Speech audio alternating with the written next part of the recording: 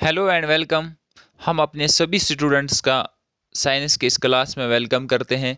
Dear students, इस video lecture में हम डिस्कस करने वाले हैं क्लास 8th का जो चैप्टर है फोर्स एंड प्रेशर। ये कंप्लीट चैप्टर हम इस वीडियो लेक्चर में डिस्कस करेंगे। एक्चुअली इस चैप्टर में हमें दो चीज़ों के बारे में पढ़ना है। एक फोर्स के बारे में पढ़ना है, एक प्रेशर के बारे में पढ़ना है। देखो, फोर्स के अंडर जो चीज़ें आती हैं वो इसके अंडर हमें डिस्कस करनी है, और प्रेशर के अंदर जो टॉपिक्स दिए हुए हैं वो भी हम डिस्कस करेंगे। चलिए स्टार्ट करते हैं इस वीडियो लेक्चर को। सबसे पहला हमारा टॉपिक जो यहाँ पे है वो है फोर्स। पहले देखते हैं कि फोर्स क्या होता है। देख, फोर्स का मतलब होता है किसी फोर्स का मतलब होता है पुल और पुश विच प्रोड्यूसेस और tends to produce any change in an object. जी देखो, जब हम किसी चीज़ पे फोर्स अप्लाई करते हैं तो वहाँ पे होता क्या है, वहाँ पे उस ऑब्जेक्ट में कोई ना कोई चेंज आ जाती है, कोई ना कोई चेंज आ। अब कभी कभार ऐसा होता है कि हमें चेंज दिखती नहीं है। हम फोर्स अप्लाई करें, आप कहोगे सर हम दीवार पे फोर्स अप्लाई कर रहे हैं तो वहाँ पे कोई चेंज हो ही नहीं रहा है। देखो, अगर हम वहाँ पे अपना फोर्स, हम जो फोर्स लगा रहे हैं, फोर्स इंक्रीज करेंगे, ये जो जिस इंटेंसिटी से हम फोर्स लगा रहे हैं, अगर हम इंक्रीज करेंगे वो फोर्स, तो डेफिनेटली वहाँ पे हमें कोई ना कोई चेंज दिखने को मिलेगी। ओके, वही इसको उसके बारे में वही यहाँ पे लिखा है। Force is defined as pull और पुश।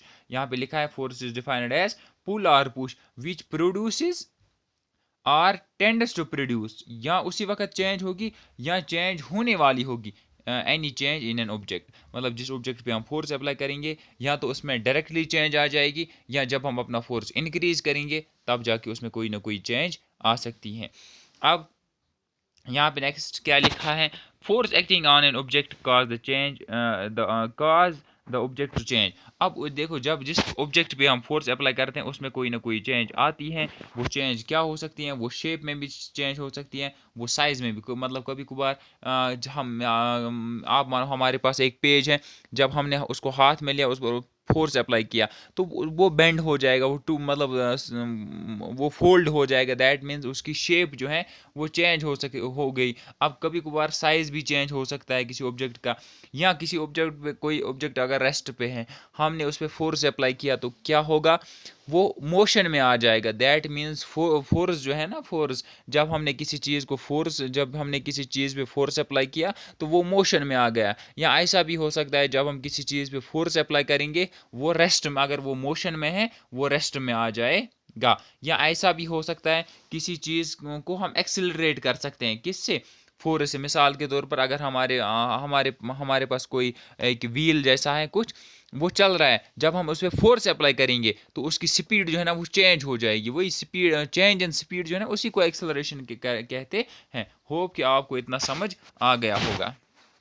चलिए आगे चलते हैं। जैसे आप यहाँ पे इस स्लाइड में देख सकते हो, ये यहाँ पे इसके पास एक बैलून, यहाँ पे इसके पास एक बैलून है, यहाँ पे इसके पास एक बैलून है। ये देखो, सबसे पहले इस बैलून को देखिए, ये एक नॉर्मल बैलून है, ये वाला देखो, ये वाला एक नॉर्मल बैलून है। इस पे जब यहाँ पे ये फोर्स अप्लाई कर रहा है तो इसकी क्या हो रही है, इसकी शेप जो है वो चेंज हो रही है। इसी तरह से यहाँ पे देख लीजिए, इस स्लाइड यहाँ पे क्या हो रहा है, देख लीजिए, ये बॉल यहाँ पे रुकी हुई है, यहाँ पे ये बॉल जो है आप देख सकते हैं, ये बॉल रुकी हुई है यहाँ पे। देखो, ये जब इसको अभी हिट करेगी, इस बॉल को, ये अभी रेस्ट में है। जब इसने इस पे फोर्स अप्लाई किया तो ये किस में आ जाएगी, मोशन में आ जाएगी।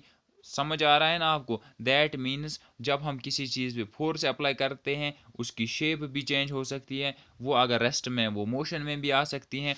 होप कि आपको इतना समझ आ गया होगा। चलिए आगे चलते हैं। देखो, यहाँ पे ये स्केल नॉर्मल थी, ओके। यहाँ पे इस केस में जब इसने यहाँ पे इस पे फोर्स अप्लाई किया तो इसकी शेप जो है ना वो चेंज हो गई, यहाँ पे है ना। अब फोर्स से ना ये शेप भी चेंज हो सकती है। ओके, आगे चलते हैं नेक्स्ट स्लाइड पे। देखो, अब इम्पॉर्टेंट बात, देखो, फोर्स का जो ऐसा यूनिट है ना, फोर्स का जो ऐसा यूनिट है वो है न्यूटन। फोर्स का ऐसा यूनिट जो है वो न्यूटन। देखो, जिस तरह से मास का ऐसा यूनिट क्या है, मास का ऐसा यूनिट है केजी। हमें कोई चीज़, अगर किसी चीज़ का वजन करना है हम केजीज में करते हैं। या अगर हम देखेंगे लेंथ जो है ना, लेंथ का ऐसा यूनिट जो है वो मीटर है। इसी तरह से फोर्स का जो ऐसा यूनिट है वो न्यूटन है। क्या है वो, न्यूटन। होप कि आपको इतना समझ आ गया होगा। अब देखेंगे हम कैरेक्टरिस्टिक्स ऑफ फोर्स, फोर्स के क्या क्या कैरेक्टरिस्टिक्स हैं, चलिए एक नज़र हाँ देख लेते हैं। कैरेक्टरिस्टिक्स ऑफ फोर्स देख लीजिए। कैरेक्टरिस्टिक्स ऑफ फोर्स में हमें क्या देखना है, देखो जब हम किसी चीज़ पे फोर्स अप्लाई करते हैं सेम डायरेक्शन में, किस में, जैसे पहले आपको मैं यहाँ पे ये स्लाइड दिखाऊंगा ये वाली, देखो कैरेक्टरिस्टिक सबसे पहला कैरेक्टरिस्टिक इसका क्या है, अगर मैं किसी चीज़ पे फोर्स अप्लाई करूं सेम, देखो ये दोनों बंदे, ये बंदा और ये बंदा एक ही डायरेक्शन में इस पे फोर्स अप्लाई कर रहे हैं, मतलब ये भी यहीं से इस पे फोर्स अप्लाई कर रहा है और ये भी यहीं से इसको धक्का दे रहा है, ओके। अब विद द रिजल्ट यहाँ पे इस ये जो बॉक्स है हमारे पास, इस पे नेट फोर्स कितना लगेगा, देखो नेट फोर्स जो होगा, ये जो फोर्स लगा रहा है प्लस ये जो फोर्स लगा रहा है, इन दोनों के फोर्स को जब हम प्लस करेंगे तो हमें नेट फोर्स मिलेगा, कि नेट फोर्स ये दोनों कितना लगा रहे हैं इस बॉक्स पे, इस ऑब्जेक्ट पे, ओके। चलिए देखते हैं यहाँ पे, आप सबसे यहाँ पे क्या लिखा है, when two forces acts in the same direction, तब जब दो फोर्सेस एक ही डायरेक्शन से लगे, जैसे अभी आपने देखा इस स्लाइड में कि दो बंदे जो है ना इस बॉक्स को एक ही साइड से बैठ के धक्का दे रहे थे, अब वही लिखा है when two forces acts in the same direction the net resultant force on an object is the sum of these two forces. अब नेट फोर्स इस बॉक्स पे जो लगेगा वो उन दोनों फोर्सेस का सम होगा, मिसाल के तौर पर अगर वहां पे एक बंदा 5 न्यूटन का फोर्स लगा रहा है, दूसरा बंदा जो है वो 3 न्यूटन का फोर्स लगा रहा है, तो इस डब्बे पे जो टोटल फोर्स लगेगा वो 8 न्यूटन का लगेगा, ओके। दैट मीन्स जब हम सेम डायरेक्शन में फोर्स अप्लाई करते हैं तो नेट फोर्स जो है ना वो इंडिविजुअल फोर्सेस का सम होता है। होप कि आपको इतना समझ आ गया होगा, एक बार दोबारा समझाऊंगा, पहले ये पढ़ो एक बार। when two forces act in the same direction, जब दो फोर्सेस एक ही डायरेक्शन से लगे, एक ही डायरेक्शन से लगे, तब नेट रिजल्टेंट फोर्स क्या होता है, net resultant force on the object is the sum of these two forces. तो हमें नेट फोर्स कैसे निकालना है, यहाँ पे जैसे लिखा है नेट फोर्स जो है F1, मतलब पहले फोर्स और दूसरे फोर्स का क्या करना है, सम करना है, ओके। जैसे आप देख लो यहाँ पे, आप मानो यहाँ पे एक बंदा जो है, ये एक बंदा जो है ये 5 न्यूटन का फोर्स लगा रहा है और दूसरा बंदा जो है ना वो भी 5 न्यूटन का फोर्स लगा रहा है, तो टोटल फोर्स इस पे, अगर डायरेक्शन सेम है, अगर डायरेक्शन सेम है तो टोटल फोर्स इस पे कितना लगेगा, इस पे टोटल फोर्स लगेगा 10 न्यूटन का, कितना लगेगा 10 न्यूटन का। होप कि आपको समझ आ रहा होगा, जब सेम डायरेक्शन है तब हमें नेट फोर्स कैसे निकालना है, इन दोनों का, ये दोनों जो फोर्स लगा रहे हैं उनको सम करना है, ओके। होप कि आपको इतना समझ आ गया होगा, चलो आगे चलते हैं अब। जैसे यहाँ पे इस स्लाइड में आप देख सकते हो कि इस डायरेक्शन, देखो इस ये डायरेक्शन सेम है। अब देखो ये एक कोई ऑब्जेक्ट, ये कोई ऑब्जेक्ट है, इस पे यहाँ से F1 लग रहा है, ये फोर्स जो है F1 है, ये फोर्स जो है F2 है, सेम डायरेक्शन से लग रहा है। F1 जो है वो भी 5 न्यूटन का है, F2 जो है ये भी 5 न्यूटन का है, तो अगर हम कहेंगे कि टोटल फोर्स इस पर कितना लगेगा 5 न्यूटन और 5 डायरेक्शन अगर सेम है तो ये दोनों फोर्सेस जो है ना ये क्या हो जाएंगे, ऐड हो जाएंगे। दैट मीन्स हम कह सकते हैं इस बॉक्स पे जो नेट फोर्स लग रहा है वो है 10 न्यूटन, ओके। होप कि आपको इतना समझ आ गया होगा। अब चलते हैं नेक्स्ट स्लाइड पे। नेक्स्ट क्या है, देखो करेक्टरिस्टिक्स ऑफ फोर्स जो है इसका नेक्स्ट फ्यूचर जो है वो ये है, when two forces acts in the opposite direction, जब दो फोर्सेस एक्ट करें किसी ऑब्जेक्ट पे बट अपोजिट डायरेक्शन में, कहाँ अपोजिट डायरेक्शन में, तो उस केस में क्या होता है, the net resultant force is the difference between the two forces. देखो यहाँ पे पहले मैं आपको ये इमेज दिखाता हूँ, देखो जब अपोजिट डायरेक्शन, जब डायरेक्शन अपोजिट हो, जैसे ये बंदा जो है इस बॉक्स को धक्का दे रहा है यहाँ से और ये बंदा जो है इस बॉक्स को धक्का दे रहा है यहाँ से इधर की तरफ, ये दे रहा है यहाँ की तरफ, ये दे रहा है यहाँ, अपोजिट डायरेक्शन में इस वक्त हो, इस वक्त जो नेट फोर्स होगा इस डब्बे पे वो कितना होगा, देख लीजिए आप। नेट फोर्स जो यहाँ पे होगा वो होगा F1 माइनस F2। जैसे आप यहाँ पे समझ सकते हो कि इसका फोर्स जो है इसको हम मानेंगे F1 और इसका फोर्स जो है इसको मानेंगे हम F2। अब आप मानो अगर F1 है, ये लगा रहा है 8 न्यूटन का फोर्स, कितना लगा रहा है 8 न्यूटन, और ये लगा रहा है 5 न्यूटन का फोर्स, ओके। ये 8 न्यूटन का, ये वाला जो है ये 8 न्यूटन का फोर्स लगा रहा है, ये वाला जो है ये सॉरी ये 8 न्यूटन का फोर्स लगा रहा है, ये 5 न्यूटन का फोर्स लगा है। देखो ये 8 न्यूटन का जो फोर्स लगा रहा है ना, इसमें इन 8 में से 5 न्यूटन खत्म हो जाएंगे, इसका इफेक्ट जो है ना इस वाले का, ये कैंसिल करने में। देखो इसमें 8 है ना, 8 को हम इस तरह लिख सकते हैं, आप देख सकते हैं आपको समझाने के लिए 5 + 3, इस तरह मैं लिख सकता हूं ना। देखो ये वाले 5 जो है ना, इसका इफेक्ट खत्म करने के लिए लगेंगे। ओके, अब नेट फोर्स जो इस पे होगा, इस डब्बे पे, इस बॉक्स पे जो नेट फोर्स होगा वो होगा 3 न्यूटन का। कितना होगा? 3 न्यूटन का। क्या आपको समझ आ रहा है? दोबारा रिपीट करता हूं, देख लीजिए क्या मैं बताना क्या चाहता हूं। मैं बताना चाहता हूं, देख लीजिए, ये बंदा जो है इसका ये है F1 फोर्स और ये है F2। ओके, आप मानो ये लगा रहा है 8 न्यूटन का फोर्स और ये लगा रहा है 5 न्यूटन का फोर्स। यहां पे लिखूंगा मैं, देख लीजिए ये F2 है, ये लगा रहा है 5 न्यूटन का फोर्स। ओके, अब ये 8 न्यूटन का लगा रहा है, ये 5 न्यूटन का लगा रहा है। अब देखो 8 को मैं इस तरह भी लिख सकता हूं, 5 + 3 लिख सकता हूं ना। देखो ये जो है ना, ये 5 + 3 मतलब 8 न्यूटन का फोर्स लगा रहा है, ये लगा रहा है 5। देखो यहां पे क्या होगा, ये वाला 5 जो है ना, ये वाला 5, ये इसके 5 न्यूटन मतलब इस बंदे के 5 न्यूटन न्यूटन फोर्स जो है वो खर्च हो जाएंगे, वो खत्म हो जाएंगे इसके 5 न्यूटन फोर्स को कैंसिल करने में। अब यहाँ पे बचा कितना फोर्स? अब यहाँ पे जो फोर्स बचा वो ये है 3 न्यूटन। इस डब्बे पे जो फोर्स लगेगा वो 3 न्यूटन का होगा। होप कि आपको समझ आ रहा हो। या अगर दूसरे तरीके से मैं आपको समझाऊंगा तो कुछ इस तरह से आपको समझाऊंगा। देखो इसका फोर्स जो है वो 8 न्यूटन है, इसका फोर्स जो है वो 5 न्यूटन है। तो हमें अगर नेट फोर्स निकालना है, मैं लिखूंगा यहाँ पे F1 - F2। देखो F1 कितना है? F1 है 8, इसमें से माइनस करूंगा 5, तो यहाँ पे रहेगा 3 न्यूटन का फोर्स इस पे लग रहा है। चलो नेक्स्ट स्लाइड पे चलते हैं, देख लीजिए आप यहाँ पे, When two forces acts in the opposite direction, अभी जो मैं स्लाइड दिखा रहा था, अगर दोनों फोर्सेस अपोजिट डायरेक्शन मतलब एक साइड से धक्का लगा रहा है, दूसरा दूसरे साइड से धक्का लगा रहा है, the net resultant force is the difference of these two forces. तो नेट फोर्स जो इस पे लगेगा वो क्या होगा? Difference of these two forces. हम कहने का मतलब ये है कि हम कह सकते हैं नेट फोर्स जो है, नेट फोर्स वो होगा F1 - F2। आप मानो अगर F1 है 8 और F2 है 5, तो बताओ नेट फोर्स तब कितना है? नेट फोर्स तब 3 होगा। कितना होगा नेट फोर्स? नेट फोर्स तब होगा 3 न्यूटन का। आपको समझ आ रहा है?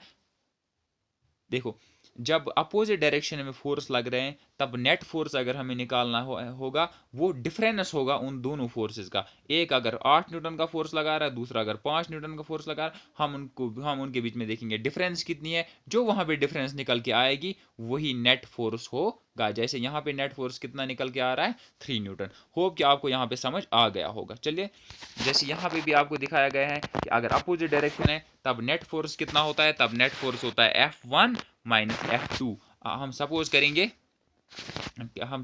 यहाँ पे, अगर F1 हमारे पास है, मिसाल के आप मानेंगे इस वक्त 10 न्यूटन है हमारे पास F1, और F2 जो है ना ये 3 न्यूटन है।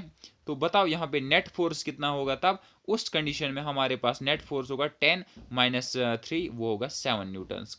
हमारे पास नेट फोर्स जो किसी भी चीज पे लगेगा। ओके, जैसे आप यहाँ पे भी देख सकते हैं अपोजिट डायरेक्शन है। देखो ये यहाँ से इसको खींच रहा है, ये यहाँ से खींच रहा है। ओके, देखो यहाँ पे जो यहाँ ये जो फोर्स है ये F2 है, ये जो फोर्स है ये F1 है। 5 न्यूटन का फोर्स यहाँ पे भी लग रहा है, 5 न्यूटन का फोर्स यहाँ, मगर दोनों अपोजिट डायरेक्शन में, एक इस डायरेक्शन में लग रहा है, दूसरा इस डायरेक्शन में लग रहा है। अब देखो यहाँ पे इस कंडीशन में क्या होगा? अगर अपोजिट डायरेक्शन है तब जाके नेट फोर्स क्या होता है? तब नेट फोर्स होता है F1 - F2। अब F1 5 न्यूटन है, देखो यहाँ पे F1 जो है ये 5 न्यूटन है और F2 जो है वो भी 5 न्यूटन है। तो नेट फोर्स यहाँ पे होगा वो ये 0 होगा। दैट मीन्स जो ऑब्जेक्ट है वो अपनी जगह से हिलेगा ही नहीं। ओके, उस पे नेट फोर्स जो है वो 0 न्यूटन का लग रहा है। चलो आगे चलते हैं। तो एक और प्रॉब्लम हमारे पास है, ये देख लीजिए आप देखो हमारे पास ये ऑब्जेक्ट है।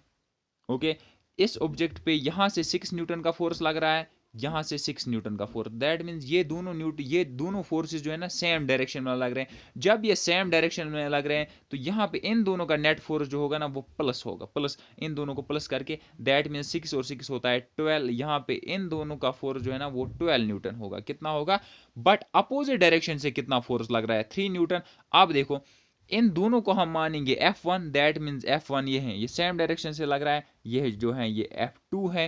देखो सेम डायरेक्शन से ये फोर्स लग रहा है, अपोजिट डायरेक्शन से ये फोर्स लग रहा है। अब हम 12 न्यूटन्स में से ये 3 न्यूटन जो अपोजिट डायरेक्शन में लग रहा है वो माइनस करेंगे। 12 न्यूटन में से जब 3 न्यूटन निकालेंगे वहां रहेगा 9 न्यूटन का फोर्स इस ऑब्जेक्ट पे ओवरऑल लग रहा है। देख लीजिए नेक्स्ट पॉइंट। नेक्स्ट पॉइंट क्या है, देख लीजिए आप यहाँ पे, the force always has a direction in which it is applied, in which it is applied. देखो जब भी हम किसी चीज़ पे फोर्स अप्लाई करते हैं वहाँ हमें पता चलेगा कि हम किस डायरेक्शन में फोर्स अप्लाई कर रहे हैं। आप मानो हम किसी टेबल को या किसी चेयर को धक्का दे रहे हैं, देखो हमें वहाँ पे डायरेक्शन पता होती है कि टेबल जो है किस डायरेक्शन में जा रहा है, या मिसाल के तौर टेबल जो है ये चेयर जो है वो किस डायरेक्शन में जा रही है। दैट मीन्स हमें वहाँ पे डायरेक्शन मालूम होती है। या हम आप मानो हम दरवाजे को कभी धक्का देते हैं या खिड़की को कभी धक्का देते हैं, जब हमने दरवाजे को धक्का दिया तो हमें पता है कि दरवाज़ा किस डायरेक्शन में जा रहा है। देखो जिस डायरेक्शन में दरवाज़ा जा रहा है उसी डायरेक्शन में हमने फोर्स अप्लाई किया होगा। Okay, and A measure of it strength, और हमें ये भी पता है कि हमने कितना फोर्स अप्लाई किया है। देखो अगर दरवाज़ा आहिस्ता आहिस्ता आहिस्ता आहिस्ता से चल रहा है दैट मीन्स हमने फोर्स भी बहुत कम अप्लाई किया है। अगर हमने फोर्स बहुत ज़्यादा अप्लाई किया है तो दरवाज़ा एकदम बंद हो जाएगा। आप समझ रहे हो? ओके, उसी को कहते हैं, मतलब हमने कितना फोर्स अप्लाई किया है उसे हम मैग्नीट्यूड कहते हैं। क्या कहते हैं? मैग्नीट्यूड। ओके, आप देख लीजिए यहाँ पे, the force always has a direction in which it is applied. देखो जब हम फोर्स अप्लाई करते हैं एक प्रॉपर डायरेक्शन होती है हमारे पास। क्या होती है हमारे पास? एक प्रॉपर डायरेक्शन होती है। And A measure of it strength, और ये भी पता होता है कि हमने कितना फोर्स अप्लाई किया है, और हम ये भी जान सकते हैं कि देखो कितना फोर्स हमने अप्लाई किया है। देखो अगर कोई चीज़ आहिस्ता चल रही है, जब हम फोर्स अप्लाई करें दैट मीन्स हमने कम फोर्स अप्लाई किया है, और जब हम किसी चीज़ पे अप्लाई कर रहे हैं फोर्स अप्लाई करें वो बहुत तेज़ चल रही है तो हम कह सकते हैं कि हमने बहुत ज़्यादा फोर्स अप्लाई किया है। अब वो चीज़ जिसमें मैग्नीट्यूड भी हो जिसमें डायरेक्शन भी हो, वो चीज़ जिसमें मैग्नीट्यूड भी हो और जिसमें डायरेक्शन भी हो, उसे क्या कहते हैं?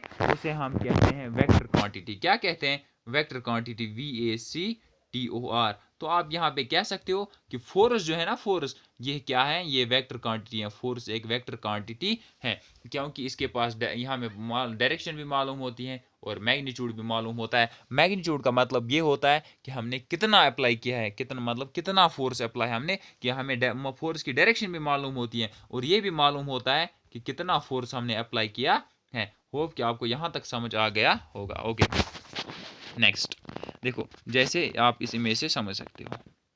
नेक्स्ट पॉइंट क्या है? The effect of a force में alter the direction or the magnitude of the force is changed. The effect of force may alter when the direction or the magnitude of the force is changed. देखो हम जो force apply कर रहे हैं उससे कितना effect पड़ रहा है उस ऑब्जेक्ट पे जिस पे हम फोर्स अप्लाई कर रहे हैं, वो चेंज हो सकता है। कब? जब हम डायरेक्शन चेंज करें या जब हम मैग्नीट्यूड चेंज करें।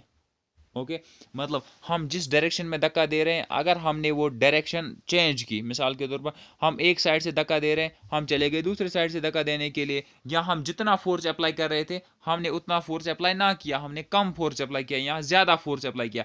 इसमें मतलब कहने का मतलब ये है कि मैग्नीट्यूड में या डायरेक्शन में अगर कोई चेंज होती है तो वो डायरेक्टली इफेक्ट किसको करेगा?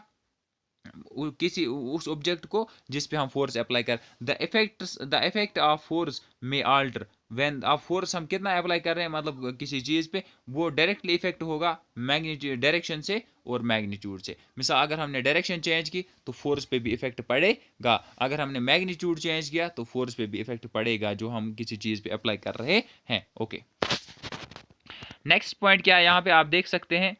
नेक्स्ट पॉइंट है यहाँ पे, the effect of more than one forces being applied on an object is calculated by evaluating the net force on that object. देखो अगर किसी ऑब्जेक्ट पे दो से ज़्यादा फोर्सेज अप्लाई हो रहे हों तो हमें कैसे पता चलेगा कि इस पे टोटल फोर्स कितना अप्लाई हो रहा है?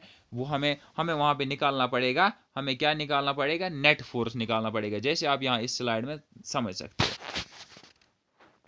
देख लीजिए यहाँ पे इस स्लाइड में, यहाँ पे देख लीजिए इस ऑब्जेक्ट पे, ये एक ऑब्जेक्ट है, यहाँ पे ऑब्जेक्ट, ये एक ऑब्जेक्ट है ये एक ऑब्जेक्ट, इस ऑब्जेक्ट पे यहाँ से भी दो फोर्सेस अप्लाई हो रहे हैं और अपोजिट डायरेक्शन से एक फोर्स अप्लाई। अब इस ऑब्जेक्ट पे नेट फोर्स कितना अप्लाई हो रहा है, मतलब इस ऑब्जेक्ट पे नेट फोर्स कितना है, तो वो हम कैसे पता करेंगे, हमें यहाँ पे नेट फोर्स निकालना है। इस प्रॉब्लम का आंसर जो है आप मुझे कमेंट सेक्शन में दोगे कि इस ऑब्जेक्ट पे यहाँ पे नेट फोर्स कितना अप्लाई हो रहा है। कमेंट में आंसर जरूर देना।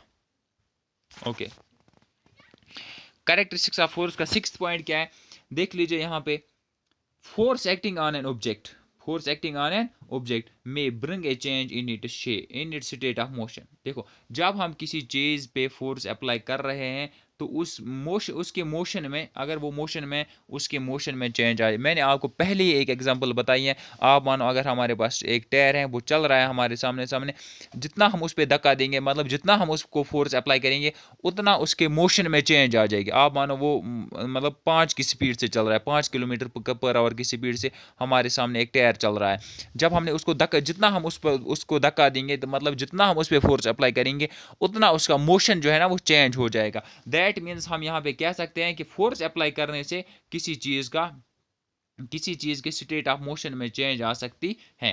ओके, अब देख लीजिए यहाँ पे इस स्लाइड में, देखो यहाँ पे जो है ना, force changes the state of motion. जैसे यहाँ पे ये बॉल जो है ना, ये बॉल ये रेस्ट में है। जब वो ये लड़की इसको हिट कर रही है, तो ये जो बॉल है ना, ये किस में आ जाती है, मोशन में आ जाती है। देखो, जब इसने इस पे फोर्स अप्लाई किया तो इसका स्टेट, मतलब ये मोशन में आ गई। ओके, नेक्स्ट पॉइंट क्या है, देखो नेक्स्ट पॉइंट है, force acting on an object may bring change in its direction. जब हम किसी चीज़ पे फोर्स अप्लाई करते हैं तो उसकी डायरेक्शन भी चेंज हो सकती है। जैसे आपने देखा होगा, देखो जब क्रिकेट खेलते हैं, वहाँ से बॉलर जो है वो बॉल फेंकता है, जब वो बैट के साथ देखो बॉल किस डायरेक्शन में आ रही होती है, उसको जाना होता है विकेट कीपर के पास, बट जब उसको बैट से हिट किया जाता है तो उसकी डायरेक्शन ही चेंज हो जाती है और वो किसी और डायरेक्शन में चली जाती है। हालांकि पहले जो उसकी डायरेक्शन थी वो ये थी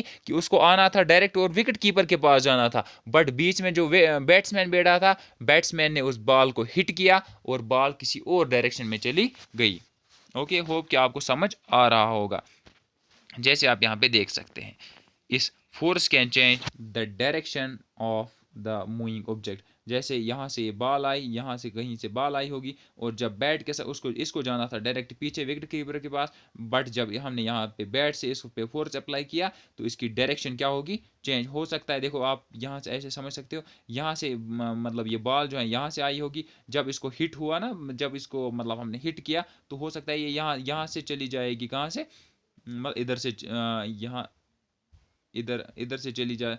बॉल आई थी यहाँ से, अब चली कहाँ गई, इधर से चली गई। दैट मीन्स हम कह सकते हैं जब किसी चीज़ पे हम फोर्स अप्लाई करते हैं तो उसकी डायरेक्शन भी चेंज हो सकती है। नेक्स्ट पॉइंट देखते हैं, force acting on an object may bring change in its shape. जब हम किसी चीज़ पे फोर्स अप्लाई करते हैं तो उसके शेप में भी चेंज आ सकती है, जैसे कि आप इस स्लाइड पे देख सकते हो। देखिए, ये हमारे पास एक बैलून है। ओके, ये हमारे पास एक बैलून है, ये बैलून है हमारे पास। जब इस पे यहाँ पे फोर्स अप्लाई किया जा रहा है तो इसकी शेप जो है ना, आप देख सकते हैं क्या हो रही है, चेंज हो रही है। अब नेक्स्ट यहाँ पे देख सकते हो, देखो यहाँ पे इस पे ये क्या अप्लाई कर रहा है, फोर्स अप्लाई कर रहा है, और उसकी चेंज जो है ना वो क्या हो रही है, मतलब इसकी शेप जो है ना वो चेंज हो रही है। ओके, अब चलते हैं नेक्स्ट टॉपिक। नेक्स्ट टॉपिक हमारा क्या है, types of force. Types of force, देख लीजिए टाइप्स ऑफ फोर्स के बारे में क्या लिखा है। देखो, टाइप्स ऑफ फोर्स अगर हम देखेंगे ना, फोर्सेस के सिर्फ दो, force on the basis of contact, forces के दो टाइप्स हैं। एक होता है कांटेक्ट फोर्स, दूसरा होता है नॉन कांटेक्ट फोर्स। ओके, एक होता है कांटेक्ट फोर्स, दूसरा होता है नॉन कांटेक्ट फोर्स। चलिए डिस्कस कर लेते हैं कि कांटेक्ट फोर्स क्या होता है और नॉन कांटेक्ट फोर्स क्या होता है। देख लीजिए, जब किसी चीज पे फोर्स अप्लाई हो रहा हो, जब किसी चीज पे फोर्स अप्लाई हो रहा हो, और जिस चीज पे फोर्स अप्लाई कर हो रहा हो और जो फोर्स अप्लाई कर रहा हो, मतलब दो चीज, एक पे फोर्स अप्लाई हो रहा होगा, दूसरा दूसरा ऑब्जेक्ट जो है वो फोर्स, देखो एक पे फोर्स अप्लाई हो रहा होगा, दूसरा फोर्स अप्लाई कर रहा होगा। जब वो दोनों आपस में टच करें एक दूसरे को, तब उस वक्त जो फोर्स होता है उसे हम कांटेक्ट फोर्स कहते हैं। क्या कहते हैं, कांटेक्ट फोर्स। दोबारा सुनो, मिसाल के तौर पर हमें दरवाजे को धक्का देना है, क्या देना है, दरवाजे को धक्का देना है। जब हम दरवाजे को धक्का देना है, हमें दरवाजे को टच करना पड़ता है। ये जो फोर्स है ये कंटैक्ट फोर्स है। या कहीं पे गाड़ी रुकी हुई होती है, हमें गाड़ी को धक्का देना पड़ता है, उस वक्त जो फोर्स होता है वो कौन सा फोर्स होता है, वो कंटैक्ट फोर्स होता है। ओके। या हमें टेबल को धक्का देना है अपनी जगह से हिलाने के लिए, उस वक्त दो ऑब्जेक्ट्स मतलब हमारा हाथ और टेबल वो टच कर रहे हैं, वो कंटैक्ट में होते हैं, उस फोर्स को हम क्या कहेंगे, कंटैक्ट फोर्स। और नॉन कंटैक्ट फोर्स क्या होता है, नॉन कंटैक्ट फोर्स होता है जब किसी चीज़ पे हम फोर्स अप्लाई करें, जब किसी चीज़ पे फोर्स अप्लाई हो रहा होगा but the two objects are not actually touching each other, मगर वो दो ऑब्जेक्ट्स आपस में मतलब एक्चुअली टच नहीं कर रहे हों। मिसाल के तौर पर अगर हम मैग्नेट जो है किसी मैग्नेटिक सब्सटेंस के करीब ले जाते हैं, मैग्नेटिक सब्सटेंस मतलब वो कोई चीज़ जिसको मैग्नेट अपनी तरफ खींच सकता है, उसे हम मैग्नेटिक सब्सटेंस कहते हैं। मिसाल के तौर पर जैसे हमारे पास कील होते हैं, अगर हमने मैग्नेट किसके करीब लिया, किसी मेटेलिक सब्सटेंस मिसाल के तौर पर कील के करीब लिया हमने इस मैग्नेट को, तो हम मैग्नेट अभी दूर ही होगा, कुछ सेंटीमीटर दूर ही होगा, बट वो जो कील है ना वो उसकी तरफ अट्रैक्ट हो जाएंगे। देखो मैग्नेट ने दूर से ही उन कीलों को खींच लिया अपनी तरफ। दैट मीन्स यहाँ पे आप कह सकते हो ये जो फोर्स है यहाँ पे एक्चुअली टच नहीं हुआ था, मैग्नेट ने उनको खींचा मतलब खींचा अपनी तरफ, मगर दूर बैठ के ही खींचा। इस फोर्स को हम क्या कहेंगे, ये this is the example of non contact force. Okay, hope कि आपको समझ आ रहा होगा। जैसे कि आप यहाँ पे देख सकते हो different types of force. First one is contact force and second one is first one is contact force and second one is non contact force. देख लीजिए आप कंटैक्ट फोर्स क्या होता है, कंटैक्ट फोर्स, हाँ कंटैक्ट फोर्स पहले देख लेते हैं, देख लीजिए।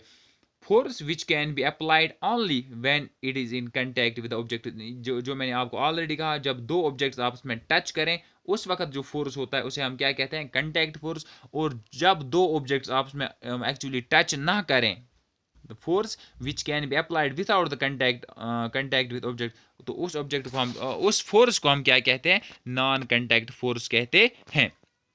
ओके, यहाँ पे एग्जांपल्स जैसे हम एग्जांपल्स देखेंगे, आप देख सकते हैं यहाँ पे, देख लीजिए एग्जांपल्स क्या है। कंटैक्ट फोर्स जो है इसकी एग्जांपल क्या है, इसकी एग्जांपल है मस्कुलर फोर्स, इसकी एग्जांपल है फ्रिक्शन।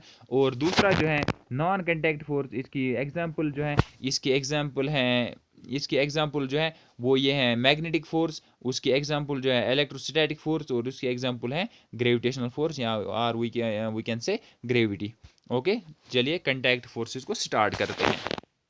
देखो सबसे पहला कंटैक्ट, देखो कंटैक्ट फोर्स में जो हमें पढ़ना है वो दो चीज़ें पढ़नी है, एक पढ़ना है muscular force and second one is friction. देखो मस्कुलर फोर्स क्या होता है, चलो एक बार देख लेते हैं मस्कुलर फोर्स को। देखो मस्कुलर फोर्स जो है हम पढ़ लेते हैं मस्कुलर फोर्स को।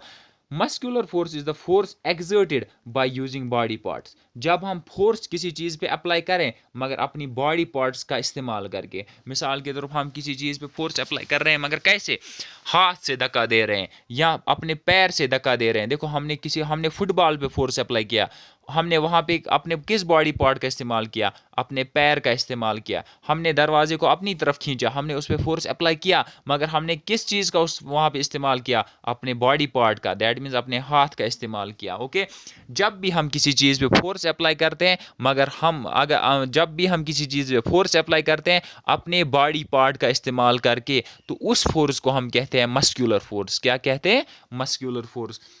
सच में यहाँ पे लिखा है muscular force is the force exerted by using body part such as arm or leg.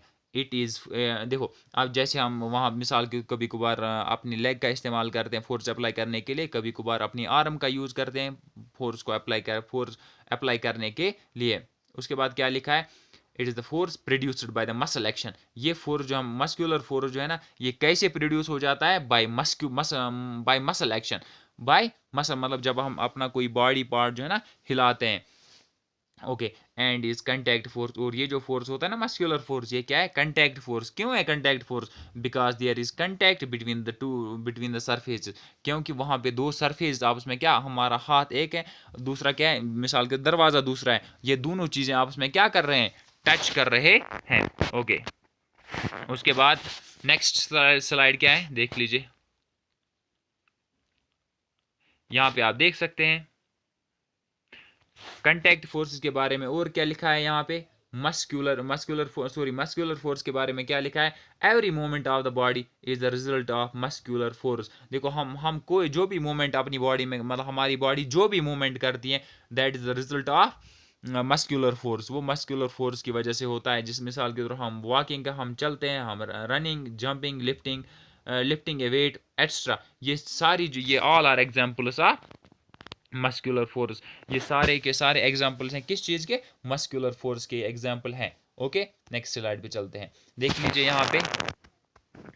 यहाँ पे ये लड़का जो है इस बॉक्स को अपनी तरफ खींच रहा है, मगर कैसे खींच रहा है ये इसको अपनी तरफ, देखो अगर आप यहाँ पे देख सकते हो, अगर आप यहाँ पे देख सकते हो, तो इसने अपने हाथ से इसकी हैंडल को पकड़ा हुआ है और खींच रहा है। दैट मीन्स ये सबसे पहले तो एक कंटैक्ट फोर्स है, क्योंकि दो चीज़ें आपस में क्या कर रही है, यहाँ पे कंटैक्ट, दो चीज़ों का यहाँ पे कंटैक्ट है ना, कंटैक्ट मतलब यहाँ पे इसने इस हैंडल को पकड़ा हुआ है अपने हाथ से, दैट मीन्स कंटैक्ट फोर्स है। बट खींच किससे रहा है, अपने हाथ से, अपने मसल एक्शन का फोर्स, यहाँ पे अपने मसल्स का फोर्स यहाँ पे इस्तेमाल कर रहा है। That means this is the muscular force.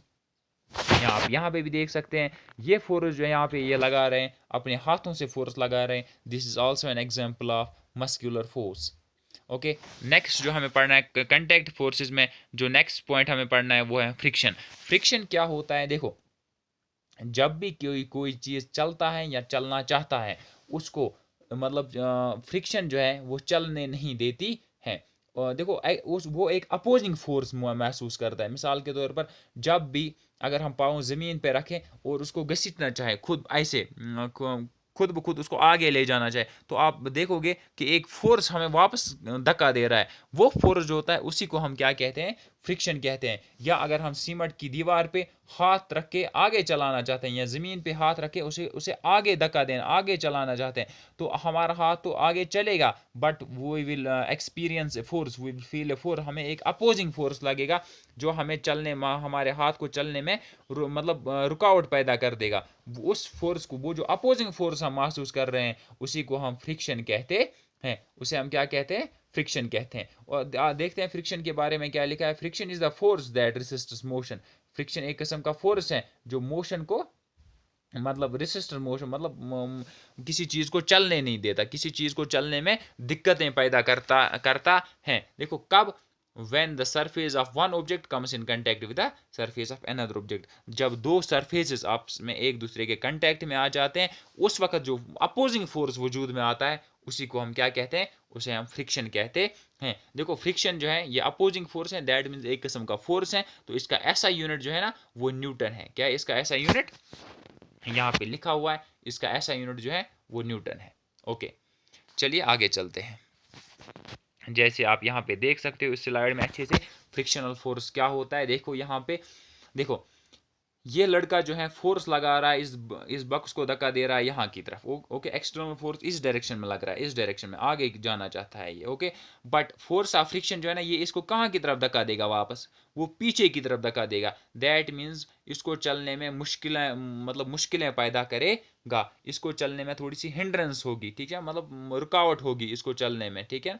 अब ये जो अपोजिंग फोर्स यहाँ पे इसको लग रहा है, इस डब्बे को आगे नहीं जाने दे रहा है, वो फोर्स जो है उसी को हम फ्रिक्शन कहते हैं। या आप इस स्लाइड में भी देख सकते हो, यहाँ पे देखो ये जो है ना, ये लड़का इस बॉक्स को खींच रहा है अपनी तरफ, इस साइड अपनी तरफ खींच रहा है, इस डायरेक्शन में खींच रहा है, बट जो फ्रिक्शन होगा वो तो अपोजिंग फोर्स होता है। फिर अगर इसको ये लगा रहा है यहाँ की तरफ फोर्स, तो फ्रिक्शन, जाहिर सी बात है फ्रिक्शन जो है ना वो यहाँ की तरफ लगेगी। ये अपोजिंग फोर्स होता है, ये इसको चलने नहीं देगा। ओके, अब हम देखेंगे टाइप्स ऑफ फ्रिक्शन। फ्रिक्शन के कितने टाइप्स हैं, फ्रिक्शन के जनरली 3 टाइप्स होते हैं। देखो क्या क्या, एक होता है स्टैटिक फ्रिक्शन, दूसरा होता है लिमिटिंग फ्रिक्शन, और तीसरा होता है काइनेटिक फ्रिक्शन। काइनेटिक फ्रिक्शन का दूसरा नाम है डायनामिक फ्रिक्शन। ओके, देखो 3 फ्रिक्शन जो हमारे पास होते हैं, क्या क्या होता है, एक होता है स्टैटिक फ्रिक्शन, दूसरा होता है लिमिटिंग फ्रिक्शन, तीसरा होता है काइनेटिक फ्रिक्शन। अब काइनेटिक फ्रिक्शन जो है इसके 2 टाइप्स हैं, एक होता है रोलिंग फ्रिक्शन, दूसरा होता है स्लाइडिंग फ्रिक्शन।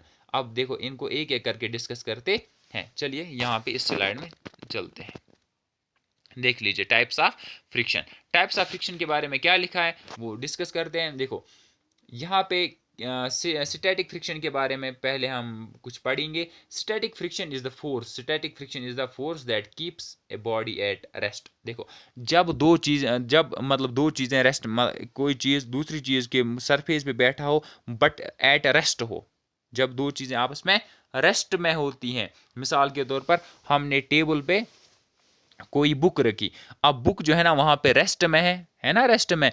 दैट मीन्स उस वक्त उसको जिस फ्रिक्शन ने रोका है, मतलब उस वक्त अपोजिंग फोर्स तो उस वक्त भी होगा जब दो चीज़ें आपस में एक दूसरे के कंटेक्ट में आते हैं, तो फ्रिक्शन वहां पे जाहिर हो जाती है। अब उस वक्त जो फ्रिक्शन होती है उसे हम क्या कहते हैं, उसे हम स्टैटिक फ्रिक्शन कहते हैं। Static friction the force, static friction is the force, ये स्टैटिक ये भी एक किस्म का क्या है, ये एक किस्म का फोर्स है। क्या एक किस्म का force that keeps an object at rest, जो किसी चीज को क्या रखता है, रेस्ट में रखता है। आप इसको सिंपल वर्ड्स में ऐसे याद रख सकते हो, जब दो चीजें रेस्ट में होती हैं उस वक्त जो फोर्स होता है उसे हम क्या कहते हैं, उस वक्त जो फ्रिक्शन होती है उसे हम स्टैटिक फ्रिक्शन कहते हैं। जब दोबारा सुनो, जब दो चीजें रेस्ट में होती हैं, मिसाल के तौर पर हमने टेबल पे या डेस्क पे की क्या रखी है, एक बुक रखी है या एक कॉपी रखी है, तो उस वक्त वो बुक जो है ना रेस्ट में है, उसको उस वक्त जो मतलब जिस फ्रिक्शन ने उस वक्त उसे रोका हुआ है उसे हम क्या कहेंगे, उसे हम स्टैटिक फ्रिक्शन कहेंगे। नेक्स्ट क्या है, अब नेक्स्ट फ्रिक्शन, क्या है, नेक्स्ट है लिमिटिंग फ्रिक्शन। लिमिटिंग फ्रिक्शन होता है, देखो, the maximum static friction, that a body can exert on the other body in contact with it is called limiting friction। देखो, अब स्टैटिक फ्रिक्शन है, मैंने आपको बताया स्टैटिक फ्रिक्शन क्या होता है। स्टैटिक फ्रिक्शन वो फ्रिक्शन जब कोई चीज़ रेस्ट, जिसने किसी चीज़ को रोक के रखा हो, रखा हो मतलब उस वक्त जो फ्रिक्शन होती है जब कोई चीज़ दूसरी मतलब चीज़ के ऊपर रुकी हुई है, उस वक्त जो फ्रिक्शन होती है उसे हम स्टैटिक फ्रिक्शन कहते हैं। आप मानो अगर हमारे पास कोई सरफेस है, इस तरह का कोई सरफेस है, यहाँ पे इस पे हमने कोई चीज़ रखा हुआ है, आप मानो इस पे हमने कोई ये डस्ट रखा है या कोई और चीज़ रखा है। आप देखो ये चीज़ जो है ये रुकी हुई है, इस वक्त जब रुकी हुई है तो तब कौन सी फ्रिक्शन है, तब स्टैटिक फ्रिक्शन है। बट ये अब स्टैटिक फ्रिक्शन मतलब एक हद तक होगी। देखो यहाँ पे क्या लिखा है, मैक्सिमम स्टैटिक फ्रिक्शन।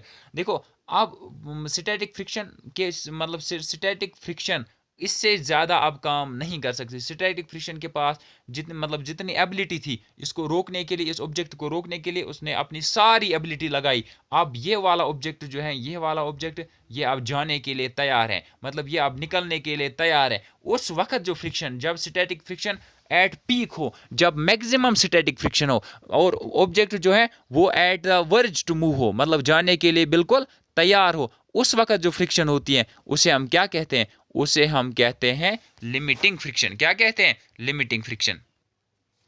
अब मैं क्या कह रहा था, वो फ्रिक्शन मतलब मैक्सिमम स्टैटिक फ्रिक्शन, मतलब जिससे ज़्यादा आप मतलब देखो ये चीज़ तो अभी रेस्ट में है बट इसको किसने रोक के रखा है, स्टैटिक फ्रिक्शन में। स्टैटिक फ्रिक्शन ने अपनी मैक्सिमम एबिलिटी लगा दी यहाँ पे इस चीज़ को रोकने के लिए। अब इससे ज़्यादा इस चीज़ को अब वो रोक नहीं सकता है। अगर अब ये ऑब्जेक्ट स्लाइड करना चाहता है या जाना चाहता है या मोशन में आना चाहता है तो स्टैटिक फ्रिक्शन अब यहाँ पे कुछ काम नहीं करेगा। इस वक्त जो फ्रिक्शन होती है उसे लिमिटिंग फ्रिक्शन कहते हैं। The maximum static friction that a body can exert on the another body in contact with it is called limiting friction. Okay, मतलब वो मैक्सिमम स्टैटिक फ्रिक्शन जिसने किसी चीज़ को रोका है, अब जो ऑब्जेक्ट रुका हुआ है वो अब जाने के लिए बिल्कुल तैयार है, उस वक्त जो फ्रिक्शन होगी उसे हम लिमिटिंग फ्रिक्शन कहते हैं। नेक्स्ट क्या है, नेक्स्ट है डायनामिक फ्रिक्शन। आप देख सकते हैं डायनामिक फ्रिक्शन क्या होता है। डायनामिक फ्रिक्शन एक बार देख लेते हैं। देखो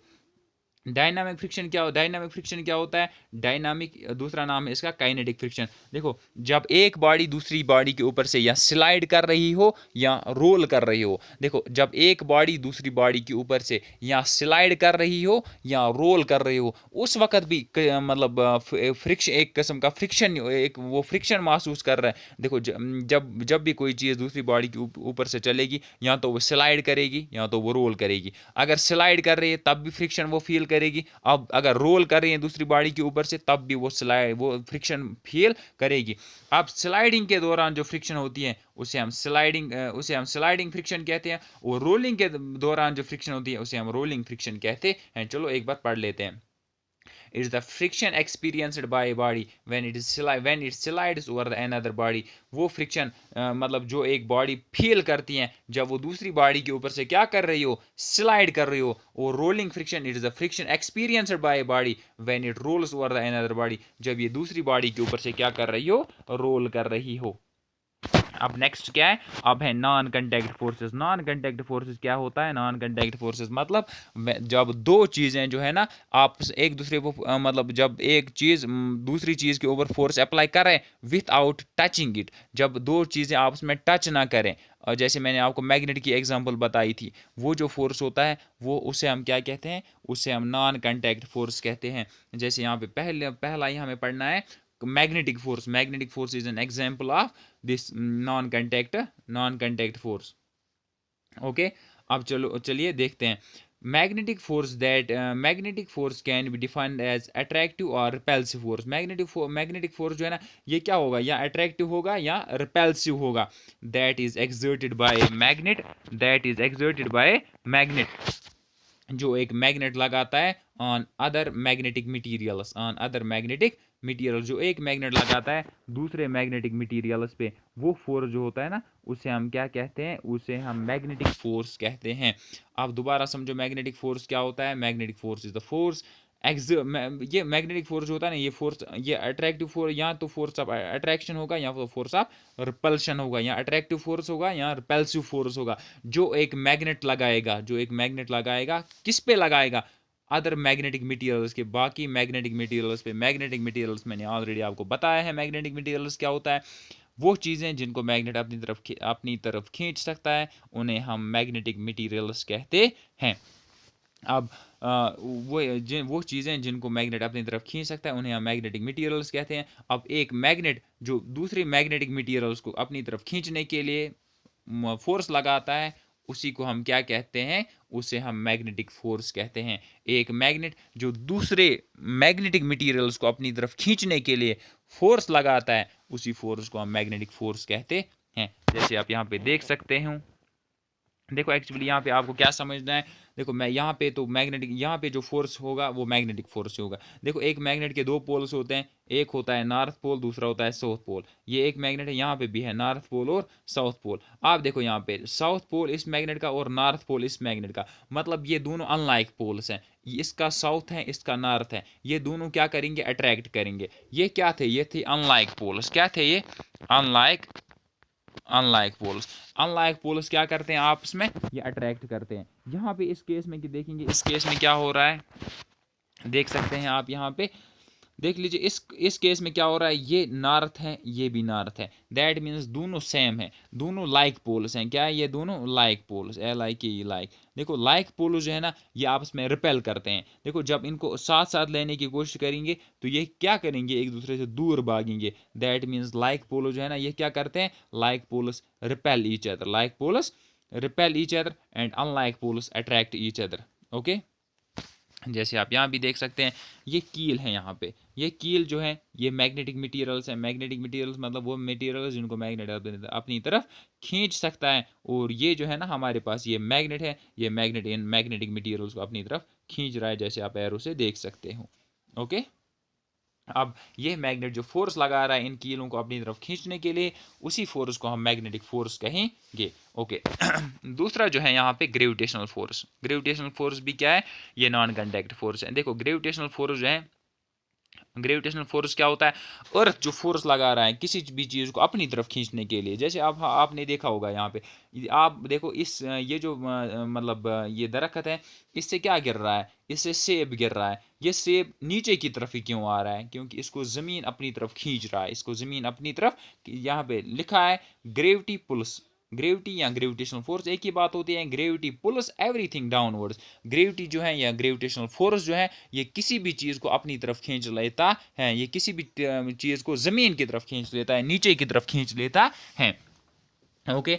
आप यहाँ पे देख सकते हैं, यहाँ से ऊपर से ये सेब गिर रहा है, और ये गिर कहाँ की तरफ रहा है, ये ऊपर क्यों नहीं जा रहा है, ये ज़मीन की तरफ आ रहा है, बिकॉज कि इसको ग्रेविटी ने, अपनी ग्रेविटेशनल फोर्स ने अपनी तरफ खींचा, मतलब अपनी तरफ खींचा, और ये ज़मीन पे गिर गया। ओके। अब देख लीजिए यहाँ पे क्या है, यहाँ पे क्या है, देखो नॉन कंटैक्ट फोर्सेस में क्या लिखा है, the force exerted by the earth, वो फोर्स जो अर्थ एक्सर्ट करता है, जो अर्थ लगाता है, to pull the object towards itself, दूसरे ऑब्जेक्ट्स को अपनी तरफ खींचने के लिए, it is called force of gravity और ग्रेविटेशनल फोर्स, उसी को फोर्स ऑफ ग्रेविटी कहते हैं या ग्रेविटेशनल फोर्स कहते हैं। देखो दोबारा बताऊंगा, जो फोर्स जमीन लगाता है, अर्थ लगाता है बाकी चीजों को अपनी तरफ खींचने के लिए, उसी फोर्स को हम क्या कहते हैं, ग्रेविटेशनल फोर्स कहते हैं या फोर्स ऑफ ग्रेविटी कहते हैं। देखो जो फोर्स जमीन लगाता है किसी भी चीज को अपनी तरफ खींचने के लिए, उसे बाकी चीज़ों, मतलब जो उसके ऊपर चीज़ें होती हैं उनको अपनी तरफ खींचने के लिए जो ज़मीन फोर्स लगाती है, उसी को हम ग्रेविटेशनल फोर्स कहते हैं। Gravitational force is the force exerted by earth on other objects is known as gravitational force. Earth जो फोर्स लगा रही है दूसरी चीज़ों को अपनी तरफ खींचने के लिए, उसे हम ग्रेविटेशनल फोर्स कहते हैं या ग्रेविटी या फोर्स ऑफ ग्रेविटी कहते हैं। ओके।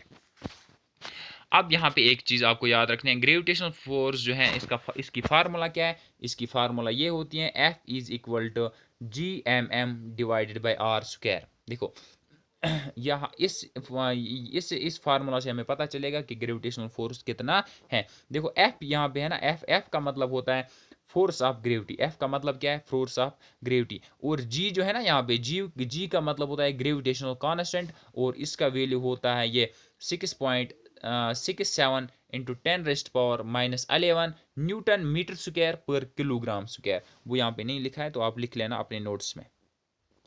नेक्स्ट क्या है, नेक्स्ट है एम, ये जो कैपिटल एम है इसका मतलब होता है मास ऑफ वन ऑब्जेक्ट, और स्मॉल एम का मतलब मास ऑफ अदर ऑब्जेक्ट, और आर मतलब distance between the two objects, दो ऑब्जेक्ट जो है उनके दरमियान डिस्टेंस कितनी है। अब ये फार्मूला है जो आपको याद रखनी है। ओके। जैसे आप यहाँ पे देख सकते हैं, ये है ग्रेविटेशनल फोर्स। देखो आप ये एक, आप इसको कैपिटल एम मान सकते हो, इसको ये यहाँ पे मैंने लिखा M1 M2, जैसे हम वहाँ पे हमने पढ़ा था कैपिटल एम और स्मॉल एम, बात एक ही है, कंफ्यूज नहीं होना।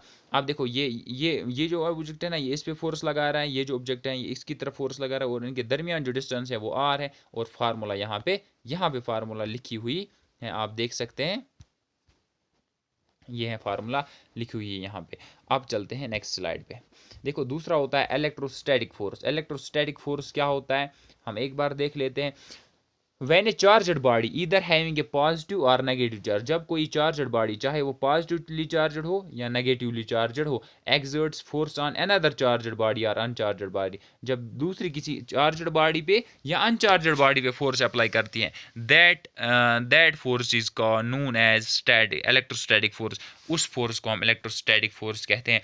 जब कोई positively charged या negatively charged body किसी दूसरी बॉडी पे फोर्स अप्लाई करे, किसी दूसरी चार्जड या अनचार्जड बॉडी पे फोर्स अप्लाई करे, उस फोर्स को हम इलेक्ट्रोस्टैटिक फोर्स कहते हैं, जैसे आप इस स्लाइड में देख सकते हैं।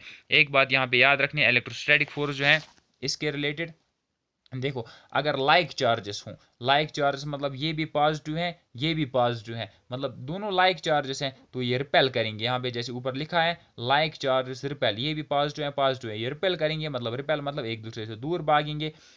अनलाइक, हाँ यहाँ पे भी है लाइक चार्ज, ये भी नेगेटिव चार्ज का है ये भी माइनस चार्ज का है, तो ये दोनों भी एक दूसरे से रिपेल करेंगे, रिपेल का मतलब है ये एक दूसरे से दूर भागेंगे। बट नेक्स्ट पॉइंट जो है, अपोजिट चार्जेस अगर हों, अपोजिट चार्ज यहाँ पे लिखा है अपोजिट चार्ज अट्रैक्ट, जैसे यहाँ पे लिखा है कि ये प्लस चार्ज है और ये माइनस चार्ज है, देखो ये अपोजिट है, ये प्लस है ये माइनस है, जब ये दोनों क्या करेंगे आपस में, ये दोनों में आपस में अट्रैक्ट करेंगे, एक दूसरे के करीब आ जाएंगे। ओके, होप कि समझ आ रहा होगा। और इसके लिए फार्मूला जो है वो ये है, अगर हमें इलेक्ट्रोस्टैटिक फोर्स निकालना है तो ये होता है F K Q1 × Q2 divided by r square. Q1 का मतलब एक चार्ज और Q2 का मतलब दूसरी चार्ज, और R का मतलब the distance between the two charge, और K जो यहाँ पे है इसकी ये कांस्टेंट होता है। ओके, इस K को कहा जाता है कॉलम्स कांस्टेंट। ओके, जैसे आप यहाँ पे देख सकते हैं इस स्लाइड में देख लीजिए, ये जो है ना, ये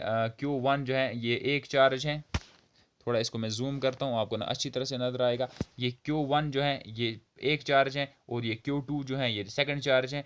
अब देखो, आप मानो F1 जो है ये प्लस है और F2 जो है माइनस है। देखो ये क्या करेंगे, अगर ये प्लस है ये माइनस है, ये अट्रैक्ट करेंगे। दूसरे केस में यहाँ पे क्या लिखा है, देख आप ये भी देख लीजिए दूसरे केस में क्या लिखा है, या यहाँ पे एक बार देख लेते हैं।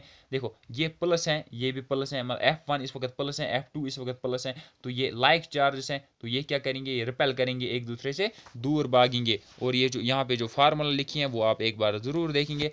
यहाँ पे F is equal to F1 is equal to F2 is equal to K into Q1 Q2 divided by r square. यहाँ पे जो है ना F मतलब इलेक्ट्रोस्टैटिक फोर्स, K मतलब कॉलम्स कांस्टेंट, Q ये जो Q1 Q2 जो है ये चार्जेस हैं, और R जो है ये distance between the two charges. Okay, अब यहाँ पे हमारा प्रेशर टॉपिक जो था वह ये सॉरी फोर्स जो था वो कंप्लीट होता है। अब हमें जो पढ़ना है वो पढ़ना है प्रेशर क्या होता है। प्रेशर पढ़ने से पहले हमें एक टर्म ज़रूर मालूम होनी चाहिए, थ्रस्ट क्या होता है। देखो, अगर हम किसी चीज़ पे फोर्स अप्लाई करें बट वो फोर्स परपेंडिकुलरली अप्लाई करें, कैसे अप्लाई करें, परपेंडिकुलरली, तो हम उसे क्या कहेंगे, उसे हम थ्रस्ट कहें। आप मानो ये कोई सरफेस है, यहाँ पे क्या है, ये कोई सरफेस, इस पे मैं फोर्स अप्लाई कर रहा हूँ ऐसे परपेंडिकुलरली इस तरह से, तो इस टाइप के फोर्स को मैं क्या कहूँगा, थ्रस्ट कहूँगा। क्या कहूँगा, थ्रस्ट। होप कि आपको समझ आ रहा होगा। जब भी किसी चीज़ को, जब भी किसी सरफेस पे हम परपेंडिकुलरली, कैसे, जब भी हम किसी चीज़ पे परपेंडिकुलरली फोर्स अप्लाई करें, जब भी हम किसी चीज़ पे परपेंडिकुलरली फोर्स अप्लाई करें, तो हम तब उस फोर्स को हम क्या कहेंगे, तब प्रेशर सॉरी थ्रस्ट कहेंगे। क्या कहेंगे, थ्रस्ट। जैसे आप दोबारा यहाँ पे समझो, ये कोई भी सरफेस है हमारे पास, इस पे हम फोर्स अप्लाई कर रहे हैं इस डायरेक्शन में परपेंडिकुलरली, तो इस किस्म के फोर्स को हम क्या कहते हैं, इसे हम थ्रस्ट कहते हैं।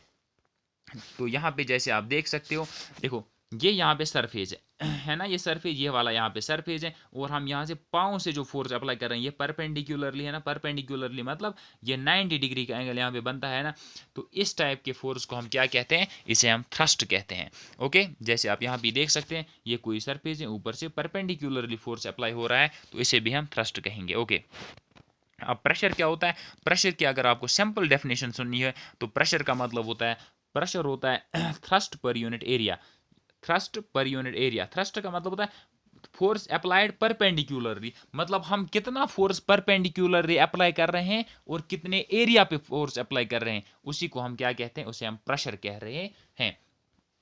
दोबारा सुनो, प्रेशर क्या होता है, प्रेशर होता है थ्रस्ट पर यूनिट एरिया। ये बात आपको ये इंपॉर्टेंट है, ये आपको याद रखनी है। Thrust per unit area, thrust per unit मतलब हम कितना फोर्स अप्लाई कर रहे हैं परपेंडिकुलरली, वही होता है ना थ्रस्ट पर यूनिट एरिया, और कितने एरिया पे फोर्स अप्लाई कर रहे हैं। और यहाँ पे आप देख सकते हो प्रेशर जो है ये बराबर होता है फोर्स डिवाइडेड बाय एरिया। यहाँ आप कह सकते हो एफ, फोर्स के बदले में हम एफ लिखेंगे और एरिया के बदले में हम ए लिखेंगे। हो कि आपको समझ आ गया होगा। यहाँ पे जैसे लिखा है P is equal to F divide by A, F का मतलब फोर्स, ए का मतलब एरिया, P का मतलब प्रेशर, एफ का मतलब फोर्स और ए का मतलब एरिया। अब यहाँ पे भी एक प्रेशर किसके बराबर होता है, फोर्स डिवाइड बाय एरिया। अब प्रेशर जो है ना, प्रेशर को हम मेजर करते हैं किस में, प्रेशर को हम पास्कल, जैसे हम ऐसा यूनिट में की बात करते हैं तो प्रेशर का मतलब होता है, प्रेशर का ऐसा यूनिट जो है वो पास्कल्स है, फोर्स का जो है वो न्यूटन है, और एरिया का जो है वो स्क्वायर मीटर्स में हम मेजर करते हैं। एरिया को, फोर्स को न्यूटन्स में मेजर किया जाता है और प्रेशर को पास्कल्स में मेजर किया जाता है।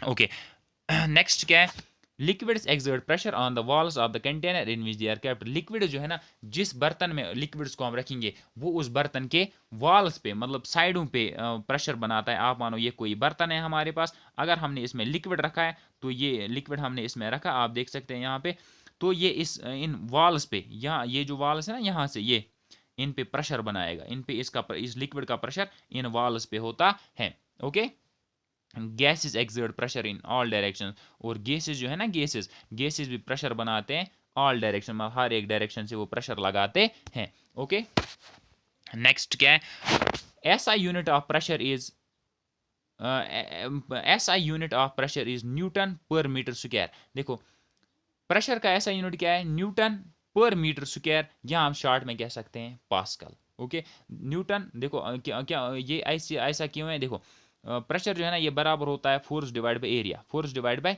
एरिया। जो हमने वहाँ आप कंफ्यूज हो जाओगे, यहाँ पे आपने क्या लिखा है, ये न्यूटन मीटर स्क्वायर। देखो इस फोर्स के बदले में आ जाएगा यहाँ पे न्यूटन, ओके, पर मीटर स्क्वायर। अब एरिया स्क्वायर, एरिया के बदले में क्या आ जाएगा, मीटर स्क्वायर, तो इसीलिए मैंने कहा न्यूटन मीटर स्क्वायर। आपको समझ आ गया होगा। या हम अगर शॉर्ट में कहेंगे तो तब कहेंगे कि इसका जो यूनिट होता है वो यही होता है, क्या, पास्कल होता है, ओके। तो अब pressure exerted by liquids and gases. अब गैसेस और लिक्विड्स की वजह से मतलब जो प्रेशर अप्लाई हो रहा है किसी भी चीज पे, उसे अब हम पढ़ने जा रहे हैं। यहाँ पे आप देख सकते हैं pressure exerted by liquids and gases. चलो इसको एक बार पढ़ लेते हैं। Liquids and gases exert pressure on the inner walls of the container in which they are kept. देखो लिक्विड्स और गैसेस उस बर्तन के इनर साइड पे प्रेशर बनाते हैं जिसमें उनको रखा होता है। जैसे अभी आपको मैंने बताया, अगर ये हमारे पास एक कोई कंटेनर है जिसमें हमने किसी लिक्विड को या गैस को रखा है, तो ये क्या करते हैं, ये लिक्विड्स क्या करते हैं, आप इसके इनर सरफेस पे, ये है ना इसका इनर से, आप मानो ये इसका इनर सरफेस है, इस पे प्रेशर बनाए, इसके वॉल, ये लिक्विड, इसमें लिक्विड रखा है, ये इसके इनर वॉल्स पे, इनर वॉल्स ये वाली हुई ना, ये वाली इनर वॉल्स, इन पे प्रेशर बनाते हैं। होप कि आपको समझ आ गया होगा। अब चलते हैं आगे, नेक्स्ट। अब देखो अब क्या इसके बाद क्या लिखा हुआ है, नेक्स्ट स्लाइड पे चलते हैं। देखो केस 1। अब केस 1 में आपको क्या पढ़ना है, देख लीजिए। When air is filled in a rubber balloon. अगर हम एक रबर बैलून में एयर फिल करते हैं, अगर हम एक रबर बैलून में एयर फिल करते हैं, the a rubber balloon gets inflated from all sides. जैसे पहले मैं आपको एक इसकी ये जो डायग्राम है वो दिखाऊंगा, तब जाके अच्छे से आपको समझ आ जाएगा। जैसे आप यहाँ पे देख लो, देखो ये लड़का क्या कर रहा है, इस बैलून में एयर भर रहा है, ओके। देखो इसमें जब एयर जा रहा है, इसमें जब गैस जा रहा है, तो इसकी वो जो गैस है ना, वो इसके वॉल्स पे, ये जो है ना वॉल, ये इसके वॉल, इसके वॉल्स पे इक्वली प्रेशर बना रहा होगा। और ये नहीं कि ऐसा नहीं होगा कि ये जो बैलून है यहाँ से मतलब एक्सपेंड होगा और यहाँ से नहीं होगा। देखो ये जितना भी एक्सपेंड होगा इक्वली एक्सपेंड होगा हर साइड से, ओके। वही हम इसमें पढ़ने जा रहे हैं। देखो when air is filled in a rubber balloon, जब हम एयर भरते हैं किसमें, एक रबर बैलून में, the rubber balloon gets inflated from all sides. तो ये जो है ना ये एक्सपेंड होगा हर साइड से। दिस हैपेंस, ऐसा क्यों होता है, this happens due to air exerts pressure over the inner walls of the balloon. क्योंकि हमने जो इसमें एयर भरी, इस बैलून में जो हमने एयर भरी, इसने इस बैलून के इनर वॉल्स पे प्रेशर बनाया, उसकी वजह से इसमें क्या आया, उसकी वजह से ये जो है ना एक्सपेंड होता जा रहा है, ओके। अब नेक्स्ट हम देखेंगे केस सेकंड में क्या हमने देखना है, केस सेकंड में हम देखेंगे, देख लीजिए यहाँ पे, water starts leaking if there is a pore in the बोतल। देखो अगर हम किसी बोतल में पानी रखेंगे और उसमें एक सुराख कर देंगे उस बोतल में, तो क्या होगा, वहां से पानी क्या आ जाएगा बाहर। जैसे आप पहले इस डायग्राम को देखो, उसके बाद हम पढ़ेंगे। देखो ये एक बोतल है आप मानो, और इस बोतल में हमने क्या, ये एक बोतल है, इस बोतल में हमने क्या रखा है, पानी रखा है, ओके। देखो लिक्विड, देखो जो यहाँ पे एट बॉटम, मतलब लिक्विड में जितना हम डीप जाएंगे उतना ज़्यादा प्रेशर होगा, जितना ऊपर जाएंगे उतना कम प्रेशर होगा। ये बात आपको याद रखनी है। ऊपर क्या होगा, प्रेशर कम होगा, नीचे क्या होगा, जितना हम डीप जाएंगे उतना प्रेशर ज़्यादा होगा। जैसे आप यहाँ पे भी देख सकते हो, देखो यहाँ से जो ये निकल रहा है, ये वाला, ये स्ट्रॉन्गेस्ट जेट है, ओके। स्ट्रॉन्गेस्ट जेट हम कहेंगे कि ये सबसे दूर जा रहा है। क्यों जा रहा है, क्योंकि इस पे ज़्यादा प्रेशर है। ये सेकंड वाली जो है यहाँ पे ये वाली अगर हम देखेंगे, ये इसकी तरफ देखो, ये थोड़ी मतलब इससे थोड़ी पीछे ही है। और लास्ट ये वाली, वो सबसे ऊपर जो है, ये क्या है, ये वीकेस्ट जेट है, मतलब ये सबसे पीछे रही है, मतलब इस पे कोई प्रेशर ही नहीं है उतना, है ना। तो सबसे ज़्यादा प्रेशर इस पे होगा। यहाँ पे सबसे ज़्यादा प्रेशर अगर हम बताएंगे तो यहाँ पे सबसे ज़्यादा प्रेशर होगा। क्यों, क्योंकि लिक्विड्स में जितना हम नीचे जाएंगे उतना ज़्यादा प्रेशर होता है, ओके। तो वही यहाँ पे लिखा है, water starts leaking if there is a pore in the बोतल। वाटर लीक स्टार्ट करेगा, मतलब वाटर लीकेज स्टार्ट करेगा अगर बोतल में क्या होगा, एक पोर होगा। This happens due to water exerts pressure over the walls of the बोतल। ये ऐसे हो रहा है क्यों ये क्यों हो रहा है? क्योंकि वाटर जो है ना, ये बोतल के वॉल्स पे प्रेशर बना रहा है। आप मानो ये बोतल की वॉल्स हैं, यहाँ से इस पे वाटर क्या बना रहा है? Pressure. Okay, the pressure exerted by liquid increase with depth. और जितना हम नीचे जाएंगे उतना प्रेशर बढ़ेगा। जैसे हमने इस डायग्राम में देखा कि देखो, जितना हम नीचे आए प्रेशर इंक्रीज विद डेप्थ, जितना हम नीचे आए उतना प्रेशर ज़्यादा था। बॉटम पे सबसे ज़्यादा प्रेशर था और ऊपर सबसे कम प्रेशर था। और बॉटम के पास जो इस बोतल में सुराख था, उससे जो वाटर निकल रहा था वो बहुत दूर तक जा रहा था। क्यों जा रहा था बहुत दूर तक? क्योंकि यहाँ पे प्रेशर बहुत ज़्यादा था। ओके, होप कि आपको समझ आ रहा होगा इतना। अब नेक्स्ट क्या है? नेक्स्ट स्लाइड पे चलते हैं। देखो, इस चैप्टर का लास्ट टॉपिक जो है वो है एटमॉस्फेरिक प्रेशर। एटमॉस्फेरिक प्रेशर क्या होता है? Atmospheric pressure is the force exerted by the weight of air above the surface of earth. देखो, अर्थ के सरफेस पे जो एयर प्रेशर बना रहा है, उसी प्रेशर को हम एटमॉस्फेरिक प्रेशर कहते हैं। क्या कहते हैं? Atmospheric pressure. Atmospheric pressure is the force, और we can say pressure exerted by the weight of air और above the surface of earth. देखो, अर्थ की सरफेस पे एटमॉस्फेयर, ये एयर की वजह से जो प्रेशर है उससे हम क्या कहते हैं? उसी को हम एटमॉस्फेरिक प्रेशर कहते हैं। The SI unit of atmospheric pressure is pascal. Atmospheric pressure जो है, इसका एसआई यूनिट जो है वो पास्कल है। एटमॉस्फेरिक प्रेशर क्या लिखा है? एटमॉस्फेरिक प्रेशर इज मेजर्ड ये atmospheric pressure is commonly measured with barometer. Atmospheric pressure को किससे मापा जाता है, किससे मेजर किया जाता है? तो वो बैरोमीटर है, जिससे इसको हम क्या करते हैं? मेजर करते हैं। अब नेक्स्ट स्लाइड में क्या देखो, नेक्स्ट स्लाइड में क्या लिखा है आप यहाँ पे देख सकते हैं। देख लीजिए। देखो, जितना हम सी लेवल के नज़दीक आएंगे, ये आप देख सकते हैं इसमें, ये सी लेवल है हमारे पास। देखो, जितना हम सी लेवल के करीब आएंगे उतना प्रेशर ज़्यादा होगा, और जितना हम ऊपर चले जाएंगे उतना प्रेशर कम होगा।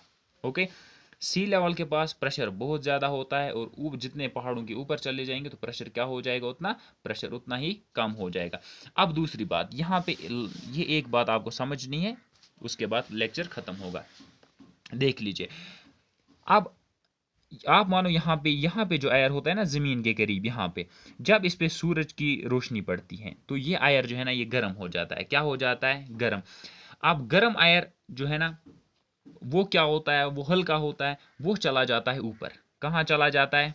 ऊपर। और यहाँ पे जो है ना ये जगह ये खाली रह जाती है, मतलब यहाँ पे लो प्रेशर एरिया क्रिएट हो जाता है। अब लो प्रेशर एरिया जब क्रिएट हुआ तो यहाँ से ऊपर से यहाँ ठंडा हवा इधर आ जाता है, यहाँ की तरफ। आपको समझ आ रहा है ना? देखो, इतना आप शॉर्ट में इतना याद रखो, जब भी देखो धूप की वजह से, जब हवा धूप की वजह से जो एयर होता है, मतलब अर्थ के ऊपर जो एयर होता है वो क्या होता है? वो गर्म होता है और वो ऊपर चला जाता है, और यहाँ पे मतलब अबो द सरफेस ऑफ अर्थ यहाँ पे लो प्रेशर एरिया क्रिएट हो जाता है। और फिर दूसरे एरिया से यहाँ पे मतलब हाई प्रेशर एरिया जो होगा वहाँ से इधर की तरफ लो प्रेशर एरिया की तरफ मतलब एयर आता है इस स्पेस को फिल करने के लिए। ओके, शॉर्ट में एक बात याद रखनी है, ये जो है ना मतलब एयर जो ओवर द सरफेस ऑफ अर्थ, ये जब गर्म हो जाता है, जब ये गर्म हो जाता है तो ये ऊपर चला जाता है। कहाँ चला जाता है? ऊपर चला जाता है, और यहाँ अर्थ के सरफेस के आसपास जो है ये लो प्रेशर एरिया क्रिएट करता है। ओके, नेक्स्ट क्या ये था हमारा लेक्चर आज का। अब इस वीडियो को आप लोग लाइक भी करेंगे, कमेंट भी ज़रूर करेंगे, शेयर भी करेंगे एंड सब्सक्राइब भी करेंगे। अब मिलते हैं नेक्स्ट वीडियो में, तब तक के लिए बाय बाय।